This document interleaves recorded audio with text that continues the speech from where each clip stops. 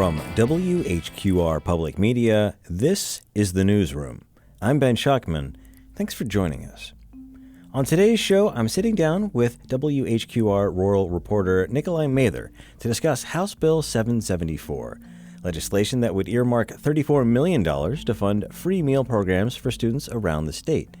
We'll unpack how this bill would work alongside federal programs, plus who's supporting the legislation and what its chances are of making it into law. But first, my colleague Rachel Keith joins us to unpack the recent policy forum held by NC Project LEAD. That's a nonprofit focused on building partnerships in southeastern North Carolina to address the socioeconomic determinants of health. Rachel served as moderator for the forum, which featured some prominent local elected officials and community leaders, and she got the chance to present them with some tough policy issues and a few audience questions. Rachel, thanks for being here. Thank you. So you were recently the moderator for a panel at an event hosted by NC Project LEAD. I want you to break down a little bit, who is this organization and who was on the panel and what was this whole event about? Yes, so NC Project LEAD is a 501c3 nonprofit. So yes, their focus is on economic policy, on social determinants of health, and we've talked about this before on this show, that they are housing, employment, if you have access to medical care, means how healthy you are. And again, it's not just, are you exercising and taking your medicine? It's all these environmental factors affect your health. So they're also bringing awareness to that. And they also talk about serving underserved communities. So before we get into who was on the panel, I know some folks at the event and some folks who will listen to this show will say, like, why didn't you ask this or why didn't you ask that? So I just want to give people just a little bit of taste of what it means to be a moderator. You and I have both been asked to serve this role. It's always an honor. It's always really interesting, but you don't always get to do it exactly the way that you would want to do it as a journalist. So just give people a little peek into that. Yes, and I was asked by Juanita Harper, and she says we're going to give the questions to the panelists. So I wrote them and gave them to the panelists at every step of the way. I asked, what would you like to see and how much time? And yes, they were supposed to give an opening statement, and there was some miscommunication on how long that would take. And so that ate into some of our question and answer time. And then she did have pre-submitted questions from the audience, so I ran out of time to take live audience questions, but if I were to do it again, that would be a larger focus for me. Yeah, one of our favorite things to do is our candidates forum, where we have them all to ourselves and we can write all the questions and then we can really lean into the audience questions for Yes, and we did decide to go through alphabetical order, but there's something to be said about mixing it around, so I'll take that into consideration for next time. We usually do that with our public officials forum, and most of these people were public officials here. Our stalwart MC John Evans from WCT likes to mix it up and go back and forth. They never know what's coming. Right. Keep them on their toes. All right. So speaking of the public officials, who was on this panel? Yes, we have Barbara Featherson, and she is a Columbus County Commissioner for District 1, and she was first elected in 2022. She opened with talking about economic inequality and the systems that we find ourselves in. She also talked about community values and that people have the power to change those values. And within her speech, she did bring up the win of Allison Riggs to the North Carolina Supreme Court and talking about that was a potentially win in her eyes for the community. Sure. So next up, you had Michael Lee, State Senator Michael Lee. Yes, Michael Lee, he is a North Carolina senator representing New Hanover County. He's also the Senate Majority Leader, and he's served about 5 terms in the Senate. And he opened with how long he's been in the community since, he said to the audience, about 1986. And then he talked about his family and his roots. And then he gave everyone in the room his cell phone number. And he noted that if the community thinks that he's doing something crazy, to call him and tell him about it. He's open to hearing from the community. I will say, as someone who's put my personal cell phone out there as a reporter, that is brave. Yes. Yeah. All right. So moving on, you had Reggie Shuford, who we've actually had on the air here at WHQR on Coastline. That's right. Reggie Shuford, he is the current CEO and president of the Independence Foundation in Philadelphia. And for a brief stint, he was the executive director of the North Carolina Justice Center. And before that, he was the executive director of the ACLU of Pennsylvania. And Reggie Shuford, he grew up in Creekwood. He mentioned this in his opening, with a single mother and his 4 siblings, and he was the first to graduate from his family from high school and college and then law school. And locally, he went to New Hanover High School and Cape Fear Academy. And then he talked about the impact of poverty and that it's real. He also mentioned that the community is still living with the remnants of the 1898 coup. And he said it's showing up today. Some people in our community take issue with that was in the past, but he's saying it's with us in the present. Okay, next up is Jimmy Tate. That's Pender County Commissioner Jimmy Tate. Yes, and he's for District 4, and he's a UNCW Board of Trustees member. And he chose to highlight that he was born on a tobacco farm in Willard, North Carolina, and that he kind of talked about he really wants the community to embrace diversity of thought, and that was really important to him. Okay, then we had Rob Zappel, who's a New Hanover County Commissioner, and we have to give our disclosure notice. Mr. Zappel is also a member of the WHQR Board of Directors, which has no editorial say over what we do here in the newsroom, including the show. That's right. All right. And he was first elected to the commission in 2014, and he talked about that. And it was interesting. He actually opened with a policy question. He wanted the public to look into House Bill 765. It basically is a bill that would limit control on development and potentially leave the door open to being sued by developers over development.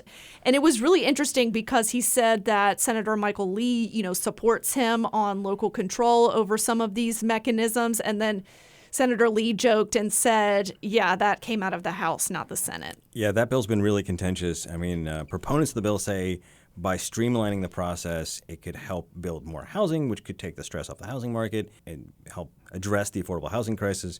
But I think a lot of local officials are, one, afraid it would, it would put them in the legal crosshairs, and 2, it just takes away power from local counties and cities. Yeah, and as we're sitting here recording, there were no sponsors from the Cape Fear region, and then on May 8th, still there was no vote. They're still debating it.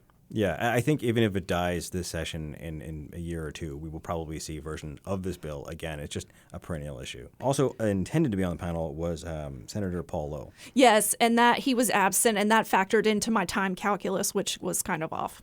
Okay, moving on. All right, so let's get into the questions. So it seemed like, you have 5 people. I gave them 90 seconds each because I wanted it to be fair.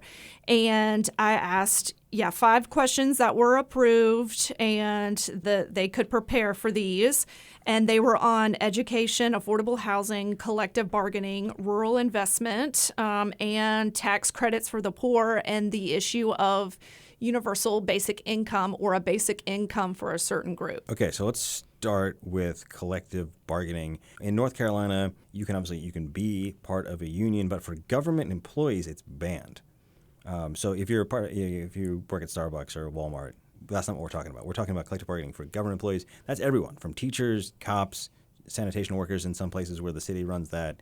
So how do people feel about this question? Yeah, and they can join a union, right? They just have no bargaining rights with state government. So yes, you can join one, but you're not going to be able to force the government to the table at this point. Yeah, if you can't hammer out like a 3-year contract where you're guaranteed certain benefits, certain raises over the course of that contract, then that's a lot of the benefit of having a union.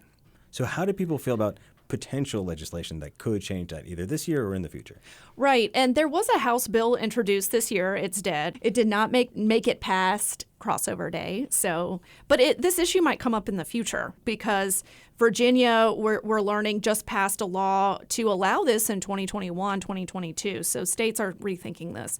But Commissioner Featherson of Columbus County said she's not sold on either, but then she said she leans toward a no, and this is what she said. Collective bargaining enables employees to negotiate fair wages and wage benefits and working conditions, which can lead to increased job satisfaction, retention, and productivity.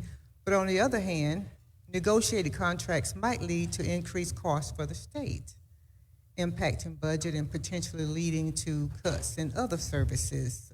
Yeah, so lean toward no. And Senator Lee was next, and he also brought up some of the same points that Barbara Featherson did. And Senator Lee said no, that this should not happen. These are public services that people rely on. And the implication is, what if there was a massive strike? What will we do? What we do need to do in North Carolina, I think we're making good headway there, is make sure there's plenty of opportunities in the grievance process. Make sure there's plenty of opportunities to be heard about particular issues. The State Highway Patrol raises came up just recently because the State Highway Patrol reached out to a number of us and gave us information comparing our pay with adjoining states and how the recruitment was working in Tennessee, Virginia, and South Carolina. And that pathway, I think, is very effective, or at least it has been in the time that I've been there. I do think there's a real risk with collective bargaining, how it shapes our budget, how it shapes public services, and will put our citizens at risk. Many of our listeners will maybe remember the 1971 New York City Police Department strike, one of the largest. They all came down with what was known as blue flu at the time. And it was 5 days, but it made a huge impact. Also the sanitation workers' impact. But there is a concern. What happens if government workers go on strike? Because it is not like a service that someone else can step in and provide. If everyone at Walmart goes on strike, you can go to Target.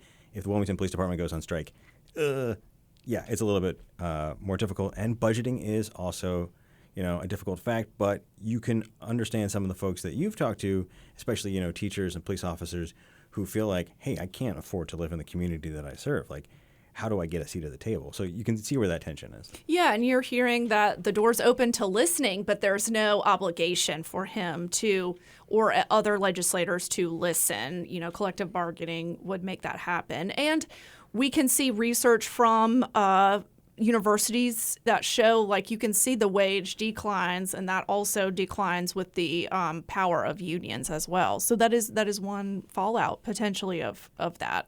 Moving on to someone who's done some work with labor unions, Reggie Shuford. Yes, and he comedically said, surprise, surprise, I believe in them. Labor unions have been pivotal in many of our communities, and particularly in Black communities, not always in the South, but certainly up north and other places. And they serve really vital functions, including much needed improved wages, job security, let alone workplace conditions and protections. So many decades and generations of folks have benefited from collective bargaining. So as a principle, I absolutely support it. It ain't always easy in reality or in practice, but who said that being easy is the goal? So I think on balance, when employees feel secure in what they do, they're better employees, and the work they do is better, and so we all benefit from that. All right, next up we heard from Pender County Commissioner Jimmy Tate. Yes, and Jimmy Tate said that he sees pros and cons, but then he went back to a plausible scenario where a government HR employee would be stuck, and he's concerned about that. And certainly we don't want her to be in a situation where her employees are on strike when we needed services to be provided. I certainly don't want citizens calling my office or calling me and saying they don't have access to EMS or fire services because they're on strike right now because they're negotiating their salary while those other needs are. But I also see the needs for us to be able to address those concerns that they have in a way that they're going to get us meaningful results for our communities. And last but not least, we heard from Commissioner Rob Zappel. Yeah, it was interesting. He went through a personal anecdote that he benefited from being a part of a collective bargaining unit, and that allowed him to start a family and buy a house and have economic stability, but it's different now that he's an elected official. We live in an incredibly diverse state, and whereas here in New Hanover County, we represent one of maybe 20, probably closer to 15 counties that has real economic wealth and a strong, diverse economy that really lifts us. That's quick to say there's 80 plus counties that are not in that position. So strong collective bargaining throughout our state would really hurt those smaller counties. And I'm respectful of that. I understand that. They wouldn't be able to afford sheriffs, et cetera. All right, well, we need to take a quick break, but when we come back, we're going to hear more from the panel that Rachel Keith moderated, including questions on tax credits and universal basic income and a bunch of other issues. You're listening to The Newsroom. Stay with us.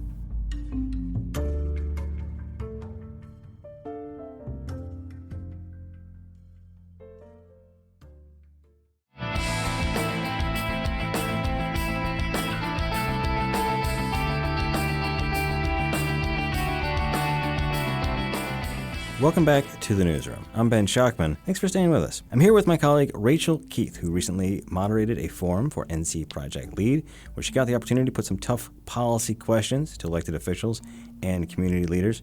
We already heard some answers to the perennial question about collective bargaining and government employees. Now I want to move on to the issue of tax credits and universal basic income, two different policy approaches to the issue of poverty. Yes, and I did put it to them about what kind of tax credits would you like to see for those in poverty. And I also said, what do you think about universal basic income programs? There is a House bill that did make it past crossover day that would stop any type of targeted income to certain groups. And this is targeted toward Durham County, where they have rolled out this program that they are trying to, the legislature, it's proposed to stop that. So I said, what are your thoughts on this? So they could have answered either or. And we're going to start with Commissioner Featherson from Columbus County. She didn't address universal basic income directly, but she talked about tax credits. I feel that legislatures should look into more tax credits for those living at or below poverty level, simply because, just like you say, in certain rural areas, the income level and the resources are not as great as in other areas of the county or of the state or the country. So yes, there is a need for additional credits or support in the lower income level. And yes, she didn't expound upon what types of tax credits she'd like to see, but I'm assuming there's some type of programming or things that she could look into potentially. Sure. So moving on, you also put this question, sort of two-pronged question, to State Senator Michael Lee. He didn't address UBI, but he did have some thoughts on tax credits. Yes, and he was very specific about one program that is directed toward people that don't have high incomes. So I think what we're doing as a state is by through Medicaid expansion and also through our Healthy Opportunities pilot under Medicaid, kind of those wraparound services, social determinants of health. Our pilot program, I can't remember, I think we have 30 or 33 counties across our state. It's a very unique program. And other ways that we can provide supports, as well as the basic deduction, the zero taxes up to certain levels. I think it's $25,000 for married and filing jointly, and almost $20,000 for head of household.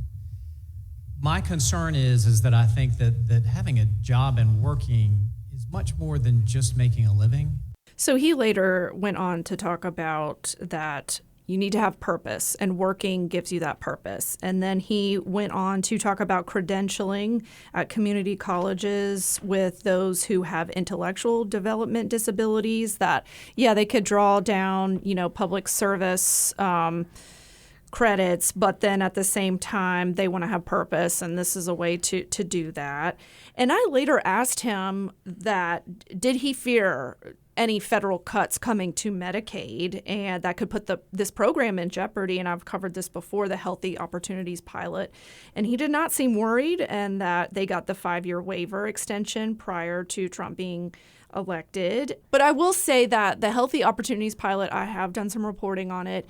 A lot of what they do is provide food boxes for families, and that will help their health outcomes later. And this program is showing success, and Michael Lee talked about this as well, that if you provide some of these supports, health costs go down. And some of this is housing assistance.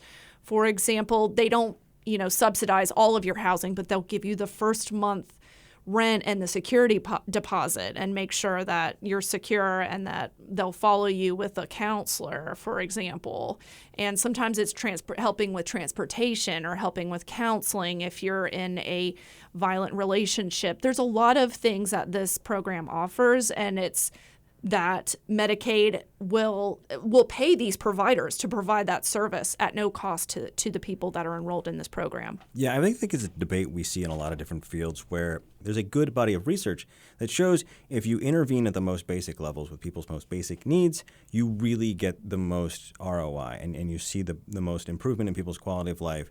And I think a lot of people agree with that. And then sort of the forking path is, on the left, you feel like, okay, that's it. That's the safety net. That's how it should be. And on the right, you see like, okay, when do we get these people off of these programs and into the workforce? And I think there's just a disagreement on that. But the HOP pilot, the Healthy Opportunities Pilot Program, is one of those places where you see like some bipartisan agreement. Moving on, we heard from Reggie Schufert on this topic. I agree that we should be expanding tax credits beyond the current status quo to those who live at a certain economic level. That includes earned income tax credit and child tax credit. I think it would significantly benefit low-income families. And so I think they deserve the same thing that other folks get or have access to. And I think we should also be piloting basic income programs that provide financial stability and that promote a very important American value, which is economic mobility. All right, moving on to Commissioner Jimmy Tate. I think we got to reinvest and change that thinking about that. How when I call up an electrician to my house today, they're making more money than I make in a week's time, in a couple hours. And how do we change this thinking with them in that process of all that? But our whole POP programs are really at danger of leaving. These are programs helping people who are underserved, low income. And our senator here in Wilmington, he came and cast that last vote to be able to help us keep the HOP program. Can we give him a round of applause for that, folks? So I think one of the things Tate is getting at here is, sort of the value of trade education is something we've heard from conservatives a lot, especially those who are critical of higher education. And I certainly think there's some there because we have an entire generation of Gen Xers like me and who were told, go to college. And then we all went to college and then the jobs weren't there and there was a ton of student debt. I mean, that is a real situation that a lot of people are in right now. And if you look at programs like CFCC, its welding program or its commercial trucking program, these are folks who can get in less than 2 years, the kind of accreditation or license or degree where they can go right into the job market and make the kind of money where they can maybe get a toehold on the middle class life and get a down payment on a house. And so I think there's a lot of value in that. But the question is, what kind of life, what kind of stability do you need to make it through one of those programs, to even get through the door of a community college? So again, I still think there's some tension that we hear between, yes, let's have a safety net, but also let's get people into the workforce. Yeah, and I don't think many people would disagree with that. No, I don't think so at all. All right, so moving on, we had Commissioner Zappel rounding out this question. I think the way to go is increasing and strengthening our social safety net, which I know that we put a lot of time, effort, and money here in New Hanover County to do. Obviously, support for Medicare and Medicaid, keeping it strong and not reversing it. Expanding our tax credits, earned income tax credit, child tax credit. I'm absolutely in support. And I think that's the better way to go rather than the guaranteed income. I know here in New Hanover County, we've tried to be creative. One of our, I believe, one of our biggest successes is the senior dental program that we offer over at our Senior Resource Center. And Commissioner Zappel went on to talk about how great this is, that they can catch and provide care for seniors who have major dental work, and basically that they help support them in that need. And so he's talking about, again, this larger health program that helps the community. One thing I can say is that in the years leading up to the pandemic, we had a lot of interesting conversations with hospital management, including President John Gizdick at the time, about American healthcare system is broken. I don't think Republicans or Democrats disagree on that. They have different solutions, but the problems are there, and the burden not just to individuals but to small businesses that have to pay $8,000, $9,000, $10,000 per employee to give them, health benefits. is it's a drain on the economy and it's a drain on people's individual ability to sort of claw their way into a better life. And so there's been a lot of conversation about how do we fix that part of it. And there was a movement at a time to actually start using the healthcare system and hospitals to start addressing what the HOP pilot does, which is, okay, if we can address your housing situation, if we can address your food insecurity, yes, that doesn't seem like the normal hospital business, but the cost up front to do it now could be paid back if we don't have to treat chronic diseases from stress and malnourishment 20 years, 30 years down their life. So we start to see these ideas creeping in. It's not, an across-the-board unified approach, but I think this idea of getting at people's root needs as a way to take an economic burden off of them and give them some agency has been around for longer than the HOP pilot. And it's interesting to see these ideas make it back into our public conversation in different ways. Yeah, and if you stabilize people and families, they're going to perform better in their jobs and out in their community. Exactly. Is the thinking. All right, so we've got a little bit of time left, so I want to talk about some of the questions you asked about education and affordable housing. Let's start with education. So Commissioner Featherson talked about changing the allotment formula, and we've talked about that before. It would be the state providing more money for teachers or educators. So if you have X amount of students, you get this amount of teachers. Or for this amount of students, you get X amount of administrators or counselors. So she's talking about the need to update that. And we've talked about that on the local level. There seems to be consensus between both parties that this needs to change. She also talked about putting more money into rural communities and people who are impoverished. So those school systems should get more money. Reggie Shuford talked about funding the Leandro plan. And unfortunately, I didn't get time to ask Rebecca Trammell's question. She's a big proponent of funding Leandro. And this is a court case that, again, the legislature and the courts are unsure about. But it did find that North Carolina needs, at this point, $678 million and a lot of more.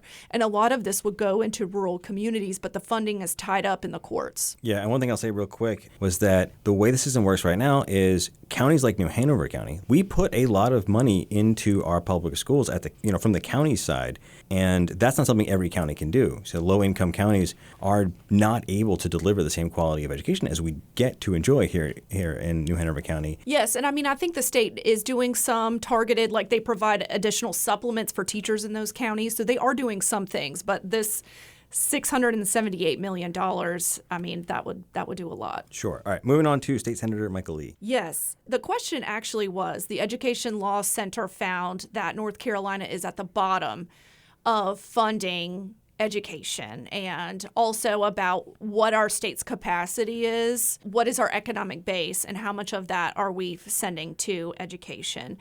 Michael Lee did not address that, but he said that he referenced a U.S. News ranking on quality, and we're 12th. The Vlog Foundation shared this similar ranking, and he wants counties to fund more. He says, it sounds like I'm blaming them, but I'm not. But he was saying that prior to the pandemic, according to him, that it was more evenly split between the county and the state, which was 45%, and then 10% came from the federal government. Right now, we're at 30% from the county, 54% from the state, and then 16% from the federal government last year. And again, those are averages, so not every county has the same ability to support local schools. Correct, and that is the breakdown for New Hanover County. But Lee is saying that the 45-45-10 should be statewide. Right. But we know from our county commission discussions that they feel like they're already maxed out and they don't have the power to raise funding for education necessarily. He did say that every dollar that comes into the state, about 60% of that goes to education. So he was pushing back a little bit on the lack of funding. When some people, we're reading reports from teachers and from the National Association of Educators, they've dropped in the teacher salary ratings. That was not brought up here. Gotcha. All right, moving on to Commissioner Jimmy Tate. Yeah, it was interesting. Jimmy Tate was talking about wanting to increase the Pender County School supplement for their teachers and that he wanted to make that a priority. And it was also interesting that we've talked about on this show and done our own reporting that New Hanover County has a lot of disparities between schools. And he was saying that this is the case in Pender County. And he encouraged some of his fellow commissioners to go out and go to some of these schools that are not as well funded as some of the higher income neighborhoods in the county. All right, and last but not least, Rob Zeppel also talked about this. Yeah, he chose to tell the audience that to break down what the county funds. And so he felt like they needed to know. And he talked about investments in schools. He said it's 40% of their county budget, and that's with debt and Cape Fear Community College for the county's total funding. Right, and just a quick editor's note here. We went back through the budget after we aired this show, so if you're listening to this now as a podcast, this is an update. There's a lot of different ways you can slice up the budget. It can be kind of tricky to figure out how much exactly or what percentage exactly of the county's budget goes into public education. The county's own figures on some graphics in their slide presentations during the budget season seems to suggest something closer to 31%, but that doesn't include a number of services like school nurses, mental health support, school resource officers, and other programs, and many of those don't fit neatly into a public education reporting rubric. We tried to crunch the numbers in the best and most fair way that we could, and we came up with something around 36.6%. I'll just say the overall point that the county invests significantly in public education, that's true. New Hanover County is routinely among the top 10 counties in the state for local funding for public schools. And he talked about, yes, the county does fund a lot of local positions over what the state gives with that funding formula. And he's saying he's quoted a figure about 700 local positions. So he was using his time to show the county's investment in public education. I listened to teachers' concerns for a long time now. And yes, they're happy to live in a county where there's a higher supplement, but they're still saying the staffing cuts. I hear that every single year that they're having to do more with less. And that is just a common pattern. And whose decision is that to solve? And just a quick side note, because I know people ask about this, is that we spend a lot of time talking about education budget and not a lot of time talking about public safety budget. So I'll just say really quickly, yes, it is rare to hear commissioners really get granular and go through the sheriff's office budget, for example, but they are struggling with recruiting and retaining just like public schools are. This is not a problem that is isolated just to teachers, government employees in general. It is very hard right now to recruit and retain good people. So, all right, moving on. Before we leave, just real quick, let's do a roundup of what folks had to say about the perennial issue of affordable housing. Commissioner Featherson did talk about having rent controls. She thought that was a positive she saw the need for these during COVID when some people were being, pushed out of their leases, and she liked the moratorium on kicking people out. And so potentially this rent control would be a way to keep people in their homes. Reggie Shuford, he talked about inclusionary zoning. That means that developers have to provide some affordable housing units in every single kind of development that they're planning, and we have Michael Lee talking about the state this year, according to him, had to shore up some federal funding to the Housing Financing Agency, and it was about LIHTC. And that is supporting tax credits for developers who decide to go into middle or lower income housing. And he was saying it was about $200 million that they had to put back into this fund so that they could do that. We have Jimmy Tate, who wants to support a housing trust fund in the state. He wants more money to go in there. And he talked about having more stipulations on sellers, that they should have better homes on the market, and what are the buyers getting, and there has to be some standards, is what he said. And then we have Rob Zeppel, who talked about the county's investment. It was a $15 million investment, and it's in increments over 5 years, so he's very proud of that investment. This was done as kind of in lieu of a housing bond, because the commissioners at the time felt like they needed some more data. Not everyone agrees with that in housing world, but we're about 3 years into a 5-year program where we're seeing, what does $3 million a year do? Obviously, the New Hanover Community Endowment also starting to invest some money in affordable housing. So lots of different approaches to this. One of the things that is most frustrating for people when you really get down to brass tacks is, you can put $10 million into a project and not see thousands and thousands of affordable units. It is, between $10,000 and $20,000 to subsidize the affordability of one unit. And that was three or so years ago. So that's gotten more expensive. Subsidizing affordable housing is very expensive. It's obviously a crucial need, but you can understand why some people say, yes, let's keep doing this, but we got to find something else that we can do too, whether that's zoning regulations or like that controversial housing bill, or whether it's a state level land trust. So there's lots of different approaches to it. One thing I can say, I have never met anyone, left, right, or center, who doesn't acknowledge that this is a problem. That's right. And Michael Lee said earlier, I wish I had a silver bullet. We all do. That's right. All right, Rachel Keith, this is a fascinating panel. I'm glad you got the chance to moderate. We'll have a link online for people who want to check out the whole event. Many of these issues, just prognosticating, looking into my magic 8-ball, I feel like some of these issues will still be around next year. I believe so. All right, Rachel Keith, thanks for being here. Thank you. All right, well, we need to take one more quick break, but when we come back, I'm sitting down with my colleague Nikolai Mather to talk about legislative attempts to provide free lunch for students around the state. Another big policy issue that could require a big swing. I'm Ben Schachman. You're listening to The Newsroom. Stay with us.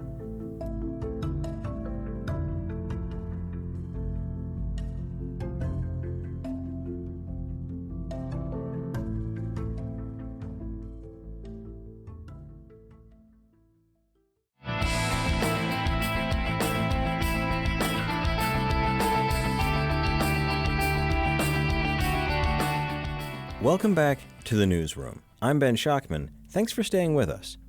This year, one of the standout bills in the North Carolina General Assembly would make breakfast free for all public school students across the state. House Bill 774 would earmark $34 million for this next school year to provide free breakfasts to students from pre-K to 12th grade. Nationally, Republicans have been reluctant to throw their support behind universal school meals, but what makes this bill interesting is its bipartisan support. Major state GOP leaders are primary sponsors or co-sponsors for the bill, along with local reps like Democrat Deb Butler and Republicans Charlie Miller and Carson Smith. So why is this bill stuck in committee? And if it goes through, what impacts would it have on Cape Fear region schools? To help me unpack all this is our rural reporter, Nikolai Mather. Nikolai, thanks for being here. Thank you for having me. Okay, so what is HB 774? So this bill, its official title is School Breakfast for All. And what it would do, essentially, if passed, is it would allocate $34 million from the North Carolina General Fund to the Department of Public Instruction to give free breakfast to students who, quote, elect to receive breakfast. But I believe that means all of them. This funding does not supplant federal funding. It supplements federal funding. So basically, if you're already receiving federal funding for, say, the National School Breakfast Program or through the Community Eligibility Provision, you can still get that. You just get a little extra funding on top of that. And it also is no longer just for, quote, economically disadvantaged children. It appears to mean every child, regardless of their income or their background, gets a free breakfast. In addition to that $34 million, it also earmarks $5 million towards farm-to-table initiatives, which would incorporate local produce into school meals. And that's building on the blueprint of a federal grant that lets things like the Food Bank of Eastern and Central North Carolina work with farmers and get, food that's as close as possible to school to those kids. Yeah, there is a brief little shout out to 100% muscadine grape juice, which I found very adorable and sweet. Like just speaking as a kid who grew up eating muscadines, it's a very North Carolina thing. It truly is. Yes. You got to get used to it, though. Well, yes. Yeah, the skins are kind of tough. It's you got to get used to spitting the seeds. Anyways. All right. So moving on, who's behind HB 774? That's a really interesting question. In terms of lobbyists, one that I spoke with was Abby Carter Emanuelson, who is the director of the North Carolina Alliance for Health. She's been lobbying for it, along with lots of other different organizations, namely School Meals for All North Carolina. And Emanuelson says that they've garnered bipartisan support. We did build relationships with Education Chair Brian Biggs, and he turned out to be a real champion for school meals and farm to school. So we're just so appreciative of his support and leadership on this work. And as you could tell from the number of bipartisan members that did sign on to the bill, we do have a lot of support within the appropriations leaders. Now, I say that this is interesting because Republicans are typically not huge fans of universal school meals. U.S. House Republicans actually named the defunding of a program that makes universal free meals possible like one of their legislative priorities this past year. You can see this opposition on the local level, too. I reported previously about New Hanover County School Board member David Perry, who, when he was a candidate back in 2024, spoke out against the practice of offering universal free meals to students at a school board meeting. The fact is we need to make financial priorities. We are a school system. We are not a welfare agency.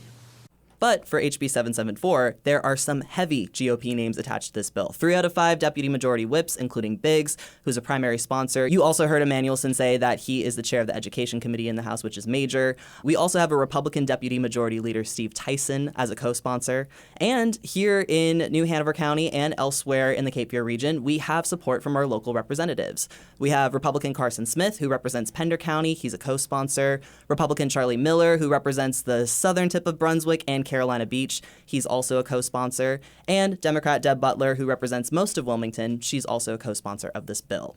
Also, very important thing to note that I wanted people to know, outside of the State House, Governor Josh Stein's budget proposal from way back in March, it earmarks $85 million for a universal school breakfast program. So I thought that was interesting that they did want to pass, that this Republican-sponsored bill wanted to pass a little less, but still, that they're interested at all in offering universal free meals for public school students is just something that's very interesting to me. Absolutely. Yeah. Usually this is not an issue of how much we're funding. It's more of a philosophical difference on whether or not they should do it at all. Right. No free lunch and all that. Yes. Exactly. Yeah. All right. So why might there be so much bipartisan support for this bill? Well, I tried asking them, but no one returned my phone calls, which honestly is a little bit unsurprising given that it's just been so chaotic in the House recently with the budget, crossover day, stuff like that. But my sense is that universal free meals are much more popular in rural areas of North Carolina than folks would expect. Like, for example, Brunswick County Schools is an all CEP school. That means every school qualifies for the community eligibility provision, which is a federal program which covers the costs of providing universal free meals. Basically, every public school student eats for free in Brunswick County. There's no need for lunch debt or long forms or deadlines. It doesn't matter if your family is working class or can't afford lunch, or if you just forgot your lunchbox at home for the day. Everybody gets a meal at little to no cost for the district. It's all funded by the federal government. Here's actually what Eimer Smith, who works in the nutrition department at Brunswick County Schools, had to say about it in an interview from last year. Oh, how can you be on the fence for this program? I mean, we're feeding children at no cost. I hope one day that legislators see that it is something that should be a part of the school day. We transport our kids to school. We give them all the technology that they need for a school day. How about we just feed them? Now, I also talked to Kelly Ramos from Pender County Schools. PCS is a district where some of the schools qualify for full CEP funding and some don't. She says that the free and reduced lunch program sometimes made kids feel singled out for being poorer. You know, CEP has kind of taken away that stigma behind the meal applications, allowing every student, regardless, to eat at no cost. All this to say that the universal free meal programs that have been on offer in rural school districts are enormously popular, not just with administrators, but with students, families, and so on. Right, and we're talking about popular in like very, very conservative, largely Republican counties. Oh, yes, absolutely. Okay, so that's the good news. Now the more complicated news. What's going on with the bill right now? It's stuck in committee. It was sent to the Committee on Education on April 7th, but it appears that it hasn't really moved since then. And granted, it has an appropriation in it, so it's okay that it didn't quite make it out of the House on crossover day. That's typical for bills that come with a price tag where you actually have to allocate funding. But it seems stuck, you know? We heard from some sources that this program might come through in the House budget, so passing the bill wouldn't be necessary. But the first draft, which was released earlier this week on Monday, contained nothing of the sort. And we know now, the House budget that was passed on Wednesday doesn't really contain anything referring to this program or any funding. So that's usually the last mechanism for the legislative year to get stuff done. Basically, if it dies in committee, you can always try to stick it into one of these massive, 700-page budget bills. But if we don't find it there, it's going to be tough. It's going to be tough. All right. So it's still important, I think, because there was bipartisan support and because sometimes legislation is a long game. We often see, earlier versions of a bill. Earlier this year, we talked about Ted Davis's PFAS pollution liability bill. That took 3 tries. Yes. So with maybe the understanding that maybe we'll see this again in future legislation, what was in the House budget about this? So the state still helps cover costs associated with providing free and reduced meals. So like the North Carolina House kept a provision that offers an incentive for joining the community eligibility provision. Again, that's that program by the federal government that makes school meals free for everybody in a school district or in select schools. It's complicated, but basically some schools and some districts are able to get their meal programs fully funded by the Fed, whereas other districts like New Hanover County, for example, only get about 90% of their costs covered. I believe actually it's 93% for New Hanover County. And so as a result, North Carolina started offering additional funding to schools who are just getting on CEP in order to close that gap. Does that make sense? Yes, and we've seen, in really tight budget years, that 10% could be the difference between saying we're going to go ahead and take part in this program or not. Covering that gap basically means elected officials can say, yeah, sure, because it doesn't cost them anything. Absolutely. Yeah. This incentive has been available for a little while now. It was available last year for schools and districts that were just joining on to CEP, and it was included this year as well. But this budget didn't really mention any funding allocation towards a program that would offer free universal breakfast for students, which leads me to think that we might not see this program go through this year, at least not in its original iteration. I did catch up with Emmanuelson again after the budget was released, and she told me that they're now lobbying for $2.5 million in funding for a fresh local produce program for public school students. Here's what else she had to say. I'm still hopeful, and we know that we didn't get to everybody that needs to know about school meals this legislative session.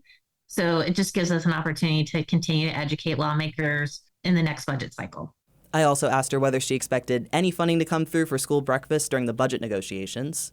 Legislative leaders have been known to work out additional deals during the conference report. I mean, ideally, that is what happens. I mean, the conference period may be done by the end of June. And so we know that there'll be some time during that month to educate and make a pitch for our larger investment if there's room in the budget. Also, important note, the Senate version of the budget contains an interesting little nugget that would make it so students with a negative lunch balance would still be fed the same meal no matter how much debt they accumulated.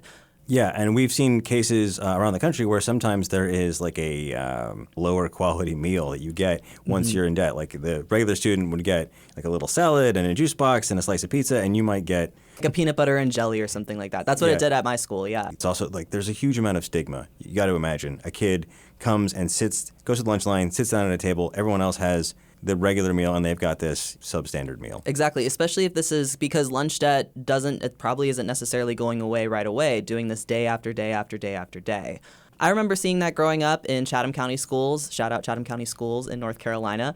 I thought it was interesting that this provision was put in the Senate version of the budget because Ramos told me that is not the policy at Pender County schools.